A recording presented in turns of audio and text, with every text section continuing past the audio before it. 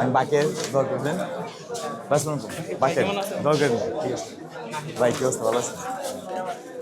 দোয়া করেন ভোট দিন যদি সম্ভব হয়, ঠিক আছে ভাই। যে বিশ্ববিদ্যালয়ের যে সহাবস্থানের রাজনীতি, আবার ডাকসুকে কেন্দ্র করে প্রচার প্রচারণা খুবই চমৎকারভাবে চলছে।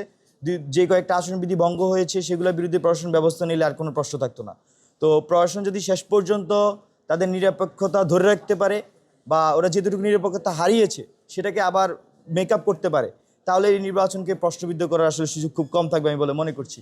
কিন্তু তারপরেও কিছু শঙ্কা রয়ে গিয়েছে, যেহেতু আচরণবিধি লঙ্ঘন করার পরেও তাদের বিরুদ্ধে ব্যবস্থা নেয়নি, এবং ইলেকশনের দিনে আসলে কোনো ধরনের মেকানিজম হয় কিনা সেই সন্দেহটা আছে। তো আমরা মনে করি এই আর্মি পুলিশ র্যাবের চেয়ে বেশি ইম্পর্টেন্ট যে নির্বাচন কমিশন আছে তাদেরকে চেক অ্যান্ড ব্যালেন্সে আনা।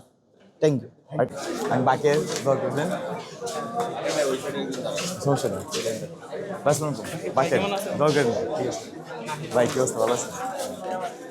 দোয়া করেন ভোট দিন যদি সম্ভব হয়, ঠিক আছে ভাই।